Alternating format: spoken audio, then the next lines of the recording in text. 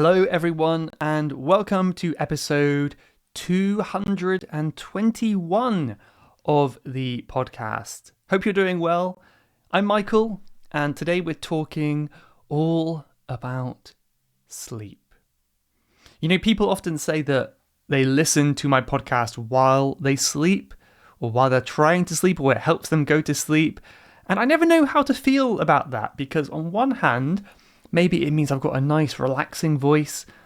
But on the other hand, maybe it means I'm really boring and, it's not really what I want. I don't want people to fall asleep to the podcast. Come on. If you do that, that's totally fine. I think it's quite funny. But I do get that comment quite a lot, which personally I hate. I really hate listening to anything while I'm sleeping. I find there's been once or twice in my life where I've listened to something and fallen asleep, and then I wake up because it's still shouting in my ear. It's really not good for my sleep, but hey, if it works for you, that is fine. So yes, today I'm going to talk all about sleep. I want to talk about the importance of sleep, and it's something that I really need to talk about for myself as well, because recently I have developed some pretty bad sleeping habits. I don't know how it's happened, so I need to give myself some advice as well. We have this phrase which is to practice what you preach, which means to do as you're saying, to match your actions to what you're saying. I am not practicing what I preach. So I may tell you, get good sleep all night, get really good sleep. But I'm not really practicing that. I'm not doing that myself. This morning I woke up quite late, or later than I would have liked, and I did not feel great about it.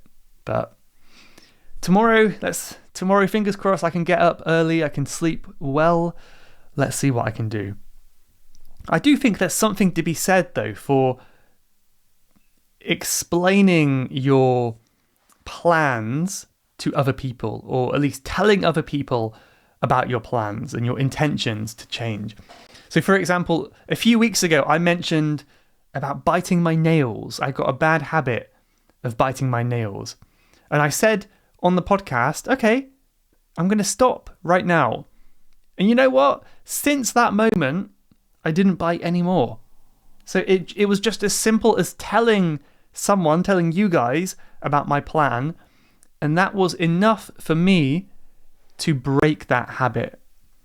So maybe this is going to be the same. Maybe I'm going to sleep better from now on because I'm admitting my bad habit of sleeping. And same goes for you. If you have a bad habit you want to change, you want to kick the habit, which means stop the habit, kick the habit, then maybe tell someone about it. It could be thousands of people like me, or it could just be one person, and that might help. That might be a good thing to do. But the reason I wanted to make this episode today is because I was listening to another podcast episode about sleep, and they said something really interesting, which is essentially, if you're not getting sufficient sleep, you're basically wasting time from your studies. So if you want to get the most out of your studies, make sure you sleep enough. Sufficient means enough. Sufficient sleep, enough sleep. It's the same. So you need to get sufficient sleep, enough sleep. So what this really is saying is, if you are studying, 4 hours every day, you're really working hard on your English, but then you're sleeping only 4 hours a night, it's almost like you're wasting your time. Like, why are you studying so hard, but then not giving your mind the rest it deserves?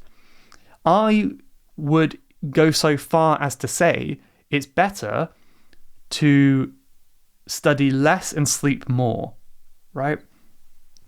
I think it's very difficult to put a number on it, but let's try it for the purpose of simplicity anyway. So let's say at the moment you're studying for 4 hours a day and you're sleeping for 4 hours a night. I think you would learn much more if you studied 1 hour a day and slept 8 hours a night. Right? So you're doing less study, but because you're sleeping more, you're learning more. Again, that exact number may not be true, but it's something like that, right? If you are not getting good sleep, you're taking that time away from your studies and your learning. So, in my mind, studying after having poor sleep is like going to the gym but never resting, right? It's not good for your muscles to keep pushing and pushing and pushing without rest. In fact, rest is really essential for allowing muscle to grow. I have recently really gotten into bouldering, climbing. I love climbing, and I want to go every day, but I cannot because my muscles are still hurting.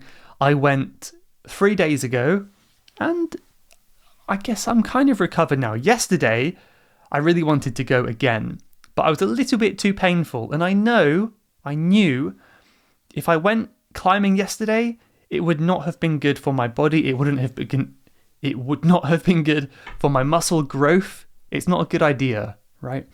So if you want to build muscle, you need to allow time to rest for the muscle to grow faster. It seems counterintuitive. Counterintuitive means the opposite of what you expect. Like, wait, you're resting and that's how you build muscle? But yes, that is true. If you work out every day, you will not build muscle efficiently, from what I have heard. And I think the same goes for knowledge in the mind. If you learn and you never sleep, you never rest, you're not going to be taking anything in. You cannot learn effectively with a tired, grumpy mind, can you? So when we sleep, memories are consolidated. Consolidate, this is a word that might come up a few times today. This means to combine multiple things into one entity, one thing. So you're gathering all this information in your daytime, you're having new experiences, and then when you go to sleep, the memories are consolidated and they're kind of organized in your head when you're sleeping.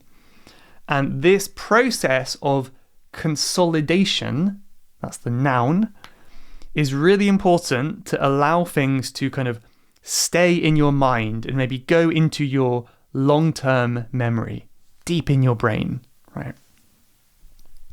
Another way that's really useful to help information get into your long-term memory is to review. And reviewing does become a little bit easier for the members at Level Up English. So just a quick reminder today, if you want to learn more, you want to get detailed vocabulary lists with a quiz and subtitles for the episodes, and of course much more, such as group classes and IELTS exam courses, pronunciation courses, anything you can think of, really. It's all available at Level Up English members. So I think it's a really good way to practice a little bit on a daily or regular basis, learn with me and the other members, and it's a great way also to support the podcast. So if you're interested in taking your English to the next level, then consider becoming a member. Go to levelupenglish.school and click on the button at the top of the page that says members. There's also a link in your podcast app. So back to the main topic then. When you're sleeping, the brain essentially replays these memories and things that we learnt in the day, which helps us remember them. So it's almost like, I suppose that's why we dream at night, because the brain is busy processing things and working out things, and it kind of comes up as dreams in our kind of conscious experience. And in fact, I wrote it down in my notes here somewhere. A long time ago, I did an online course. It was called Learning How to Learn. Really good course, Learning How to Learn, from some university. I forget which one now. Yale? I don't know. Learning How to Learn, it's a great course on just how your brain learns effectively. And one thing that I really remember from that course, one of the things that stood out to me, was how when you're sleeping, it essentially washes the brain of toxins, right? So when you're awake, this is not possible. When you're sleeping, imagine like a big wave going through your brain, like, and it removes all these toxins from your brain. And I'm not a scientist, and this is also something I did like 10 years ago. It's very unclear in my head. But as far as I can remember, that process of washing out those toxins is essential in learning and retaining information. If you want to learn more, I really recommend that course. It's free, at least it was when I did it, called Learning How to Learn. But anyway, well, there's some benefits of sleeping that I want to go over now, and there's going to be some good vocabulary as we do this. So the first one is creativity. So if you get sufficient sleep, remember that means enough sleep. If you get sufficient sleep, you are likely to be more, or be able to be more creative. So there's a really fascinating process that happens during REM sleep. REM sleep is rapid eye movement sleep. And this is when the brain makes connections between what seems to be unrelated pieces of information. So that's kind of why we have this phrase, I'll sleep on it. Right. And I did this last night. Last night I had a big problem that I was trying to work out. And honestly, I haven't solved the problem yet. But I said to myself, okay, this is a big problem. I'm going to sleep on it, which means I'm going to go to sleep and maybe I will have an answer in the morning. Because the brain is still working at night, and sometimes things become more clear after a good night's sleep. And yeah, essentially when you're sleeping, the brain is making all these connections between things you've learnt. So sometimes after rest or sleep, you can find a solution to your problem just by resting. It's quite amazing. The next one here is a really big one for me, and this is concentration and your ability to pay attention. This is huge for me because if I don't get enough sleep, I get really cranky. Cranky is a bit like grumpy, just in a really bad mood. Things annoy me really easily, right? So let's say I think I need perhaps about 8 hours sleep per night. If I get 7 hours sleep, I get really cranky. Sometimes even just 7.5 hours sleep, just 30 minutes less. I wake up feeling really cranky and I'm not in a good mood for the whole day. And it affects my whole day's productivity as well. I sit down, I try to do a podcast, and it's just not going well because I stayed up 30 minutes too late and it ruined my whole next day. Terrible deal. It's a terrible thing to do. And I don't know if you're the same as me. I think maybe I'm a bit more sensitive to sleep than the average person. So maybe for you it's not quite as obvious, but I'm sure it still has some effect, even if you're not fully aware of that. So if you get enough sleep, if you get sufficient sleep, you can learn and retain information more easily and focus on your work the next day as well. And you just don't get cranky. You don't get grumpy like me. It's just a nice feeling, isn't it? So if you want to really get a good study session from your English, then do not stay up late the night before. Just get good sleep, right? Yeah, I hate that feeling. I guess today I feel quite good. To be totally transparent, totally honest with you, today I woke up at 7 in the morning. That was my alarm, 7 o'clock. I woke up and I felt so tired. I don't know why. I just felt really tired. maybe I've had a busy week. I needed more sleep.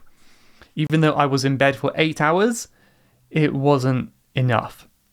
So I said I could wake up now and start working, but I decided, I may be making excuses here, but I decided I would rather sleep a bit more and start my work later than start work earlier and do it in a grumpy way. Because I knew I was recording podcasts today and I didn't want to do it in a grumpy way, So I went back to sleep and I woke up kind of got out of bed at 9 o'clock. It's a terrible lie-in. I hate doing that. But to be fair, I do feel better now. I don't feel cranky anymore. So I think it was important for me. And sleep deprivation is no joke. It's very serious. So this is another word that's very useful for this topic. Deprivation is the noun from the verb deprive. To be deprived of something, which means, I guess it's the opposite of sufficient, right? Sufficient means enough. Deprivation means not enough, basically. That's a really simple way of putting it. So sleep deprivation means not enough sleep, but it's very serious. Let's talk for a second about improving your sleep. So we know that sleep deprivation is not good. We know that's bad. But then what do you do next? How do you improve your sleep? This is kind of the stuff I love now. I love talking about this, like productivity and sleep improvement, this kind of topic I quite enjoy talking about. And I think it's really worth saying right at the beginning that a lack of sleep is not a badge of honor. This idiom or phrase, a badge of honor, is something that we do with pride. We're proud of this. So let's say I have recorded over 200 podcast episodes and I'm wearing that as my badge of honor. I want to tell everyone about my 200 episodes. That's my badge of honor. It's something I'm really proud that I have done. And if you do not sleep a lot, some people like to talk about that as if they're proud of it. Like, I only got 2 hours sleep last night. Look at me. And they kind of talk about it as if it's a good thing, as if they should be proud of that. But I want to really emphasize, I'm sure you'll agree, that sleep deprivation is not a badge of honor. We should not be proud of not getting enough sleep, right? It's not a good thing. So with that in mind, here are some tips on how to sleep better. So first of all, stick to a sleep schedule. So stick to your same sleeping times each night. So every day, try to go to bed at the same time. And I think most importantly, wake up at the same time. Because waking up is something we can control. But I guess going to bed, you go to bed when you're tired. Maybe, you may be tired at different times, but I've heard that waking up at the same time every day is the most important thing. But yeah, try to go to bed and wake up at the same time. Unfortunately, even on the weekends as well. I can admit that I don't do this very well, but when I have done it in the past, when I've gotten up at 6 in the morning on a Saturday, I feel great. I don't feel tired. I wake up on Sunday and Monday feeling good as well. It doesn't affect me too much.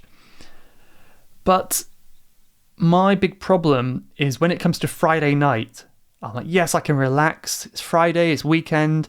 I'm going to do what I want in the evening. And I tend to kind of stay up until past midnight. And then I'll wake up at 9 o'clock or something in the next day. And that may not sound too late, but it's not my normal routine.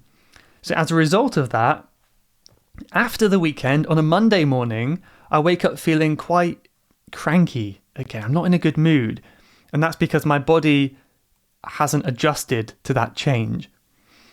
So this is another thing I'm really going to try much more to do now, is to sleep at a more reasonable time on the weekend and wake up earlier.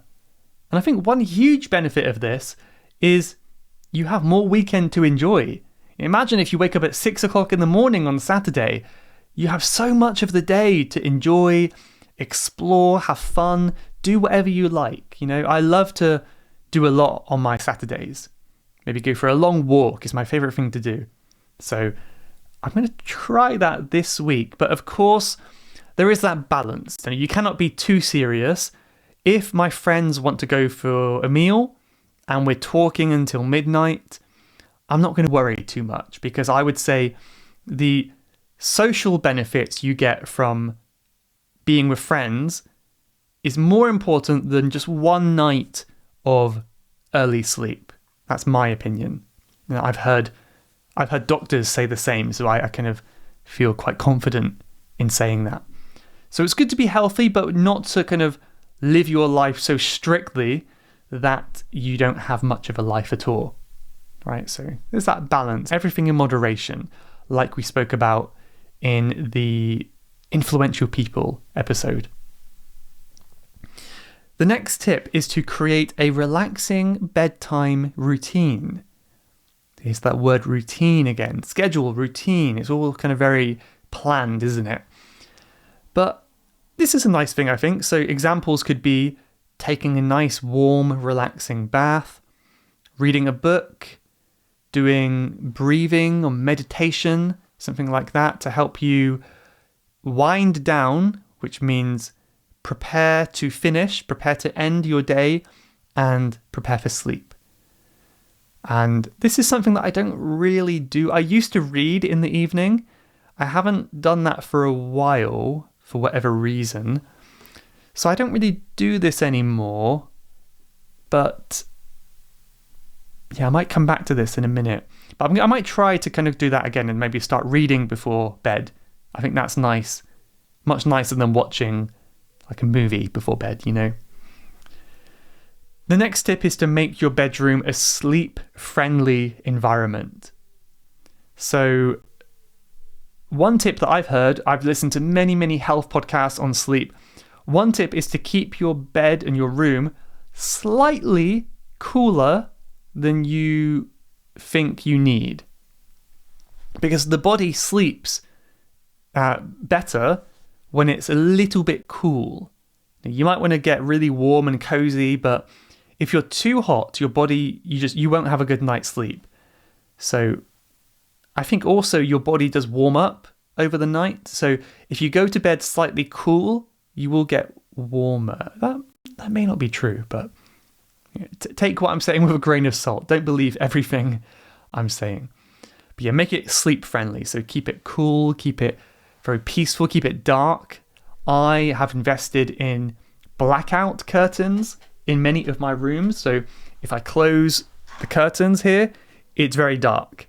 And it means I can sleep or study or whatever with no distractions. So that is a nice thing, I think. Another thing you can do is remove any electronics from the room. So even if you just have like a TV in your room that you never use, I've heard studies that say this can affect your sleep because your mind associates the TV with entertainment and activities, and it's not conducive to good sleep, which means it doesn't match the idea of sleep in your mind. So my plan when I first moved into this house was to never take that electronic screen into the bedroom. And if I want to use a phone or laptop, I do it in the other room. I have totally failed at this. I have not been successful. I think the reason is because I do not have a really comfortable place to relax outside the bedroom yet.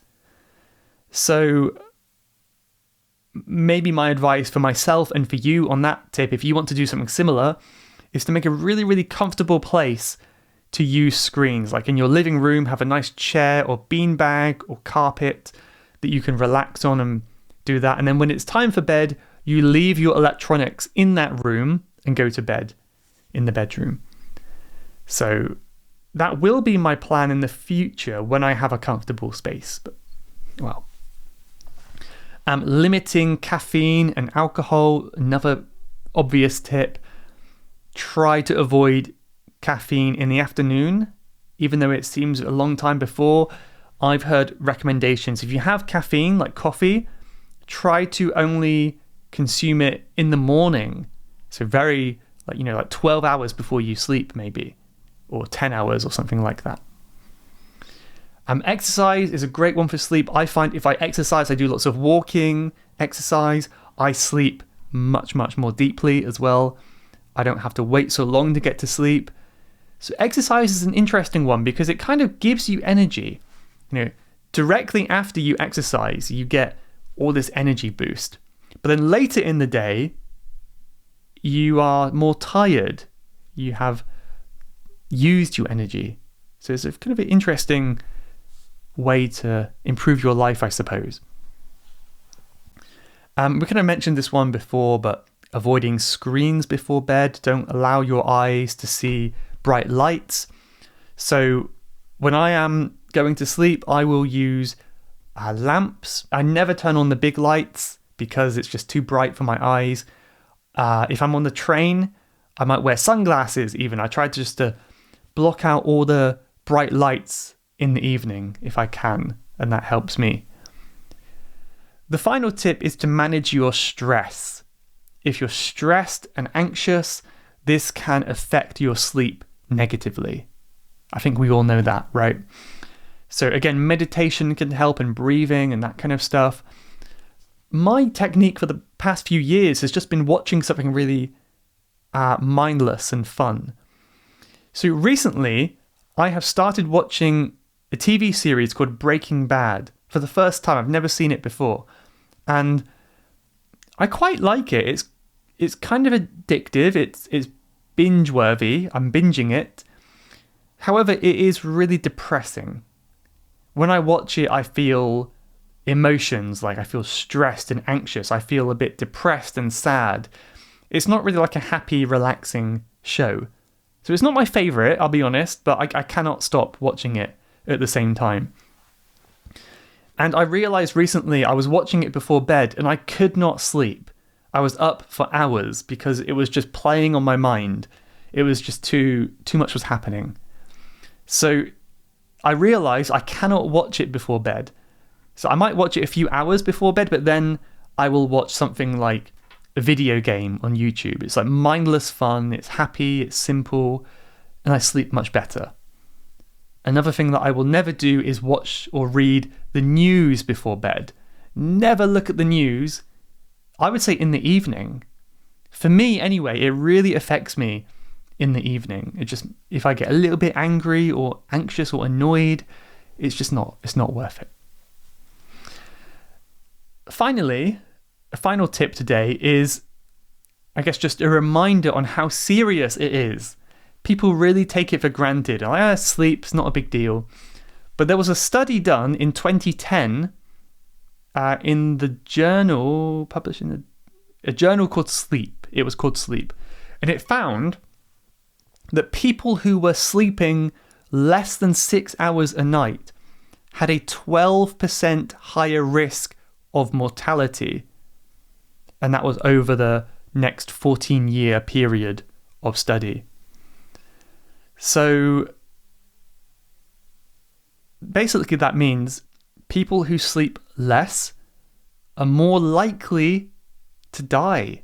So mortality risk means risk of dying. Mortality is dying.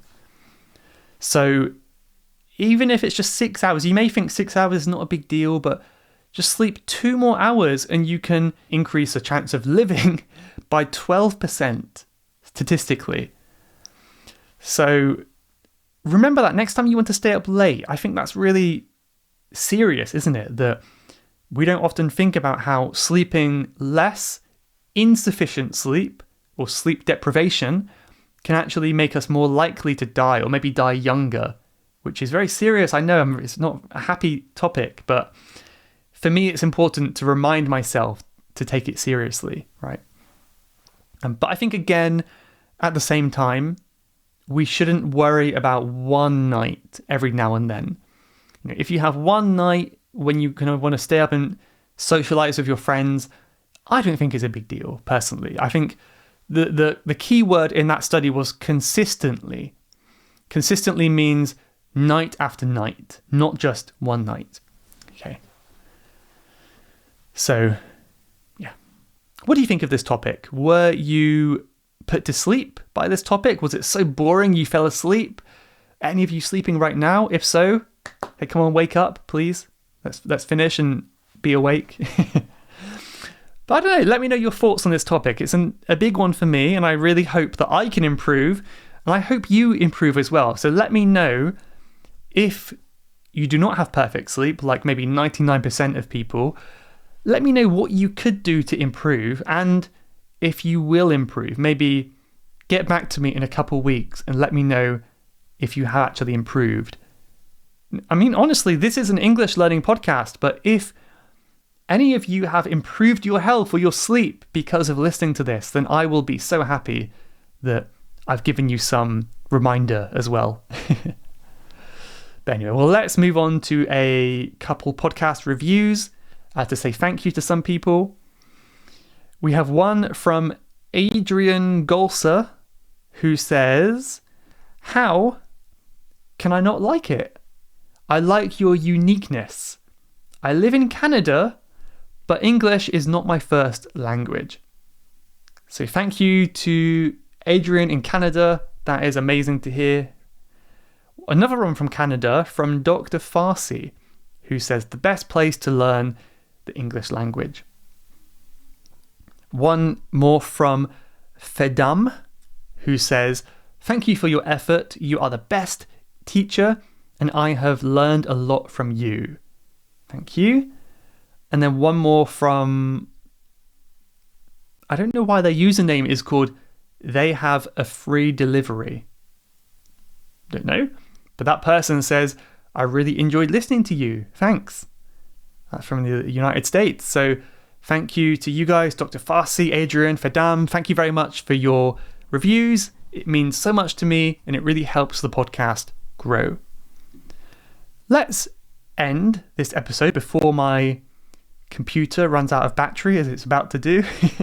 Let's end with a quote all about sleep. This one is from Unknown, and it is, "Sleep is the best medicine for a long and productive life." A nice reminder to end today. Well, whatever you're doing now, whether you're getting ready to go out or getting ready to sleep, hope you have a good day, and I'll see you in my next episode. Thank you, everyone. I'll see you later. Goodbye.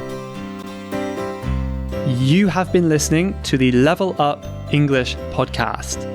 If you would like to leave a question to be answered on a future episode, then please go to levelupenglish.school/podcast. That's levelupenglish.school/podcast. And I'll answer your question on a future episode. Thanks for listening.